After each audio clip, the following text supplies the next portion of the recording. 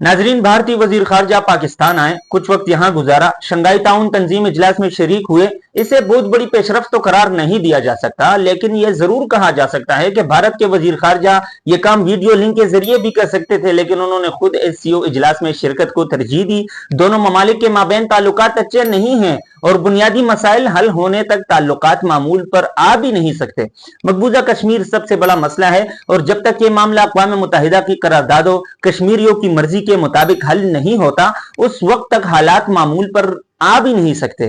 पाकिस्तान में अमन और अमान के हालात बिगाड़ने में भारत का बहुत किरदार रहा है। भारत अफगानिस्तान के जरिए और दहशतगर्द ग्रोहों की सरपरस्ती करते हुए पाकिस्तान में अमन अमल को खराब करने की कोशिशें करता रहता है।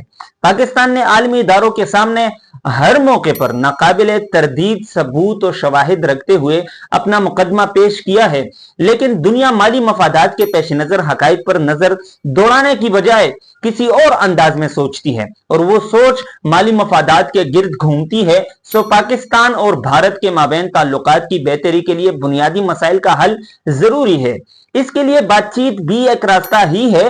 सो भारतीय वजीर खारजा की पाकिस्तान आमद को सामने रखते हुए कहा जा सकता है कि खित्ते में पायदार अमन और दुनिया को एक बड़ी जंग से बचाने के लिए भारत को जिम्मेदार और अमन पसंद मुल्क जैसे रवैये का इजहार करना होगा। शंघाई ताउन तंजीम इजलास में कई ममालिक शरीक थे और मौजूदा हालात में इस इजलास की मेजबानी से पाकिस्तान को बैनुल अक़वामी सतह पर जरूर फायदा होगा। शंघाई ताउन तंजीम के इजलास में पाकिस्तान और भारत दोनों ममालिक की शिरकत इलाकाई सतह पर ताल्लुकात को बेहतर बनाने का एक अहम मौका फराहम करती है, खास तौर पर जब दोनों ममालिक के दरमियान सियासी तनाव तनाज़ात जारी रहते हैं। SCO अगरचे बुनियादी तौर पर इक़्तिसादी सिक्योरिटी और इलाकाई ताउन के मकासद के लिए बनाया गया है, लेकिन इस प्लेटफॉर्म पर पाकिस्तान और भारत के दरमियान मुलाकातें और मुज़ाकरात आलमी सतह पर उनके ताल्लुकात को बेहतर बनाने की राहें हमवार कर सकते हैं।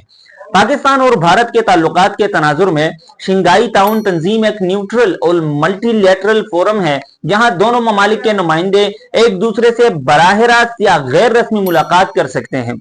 इसमें दो तरफा मुज़ाकरात की गुंजाइश होती है, जहां सिक्योरिटी, तिजारत या दीगर मसाइल पर बातचीत हो सकती है। अगरचे पाकिस्तान और भारत के दरमियान बाकायदा मुज़ाकरात अक्सर मुअत्तल रहते हैं, ऐसे इजलासों में दोनों ममालिक के वज़राए खारजा या दीगर आला हुकाम की मौजूदगी सफारती सतह पर तनाव को कम करने और ताल्लुकात में बेहतरी लाने का एक मौका बन सकती है।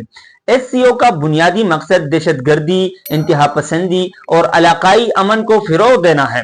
दोनों ममालिक इन मसाइल पर बातचीत कर सकते हैं और एक दूसरे के सिक्योरिटी खदशात को सुन सकते हैं, जो कशीदगी को कम करने में मददगार हो सकता है।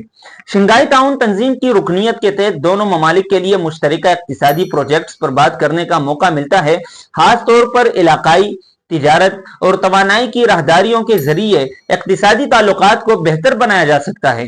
ऐसे इजलासों में शिरकत से पाकिस्तान और भारत के वज़राए खारजा के दरमियान गैर रस्मी मुलाकात या मुकालमे का इम्कान होता है, जो कि इस मरतबा भी हुआ है। ये मुलाकातें ताल्लुकात में बेहतरी लाने या किसी बुहरान को खत्म करने का बाइस बन सकती है। शंघाई ताउन तंजीम में चीन और रूस जैसे बड़े ममालिक मौजूद हैं, जो दोनों ममालिक को मुज़ाकरात की मेज पर लाने के लिए अहम किरदार अदा कर सकते हैं। ये ममालिक पाकिस्तान और भारत के दरमियान कशीदगी कम करने के लिए सालसी का किरदार भी अदा कर सकते हैं, खास तौर पर उस वक्त जब इनके मफादात पूरे खित्ते के अमन से जुड़े होंगे। SCO जैसे फोरम्स में भारत और पाकिस्तान की शमूलियत से फौरी नताइज की तवक्को करना मुश्किल होता है, क्योंकि दोनों ममालिक के दरमियान तारीखी और सियासी मसाइल काफी पेचीदा है, लेकिन ये फोरम इनके दरमियान सफारती दरवाजे खुले रखने और मुज़ाकरात के मौके फराहम करने का जरिया बन सकता है।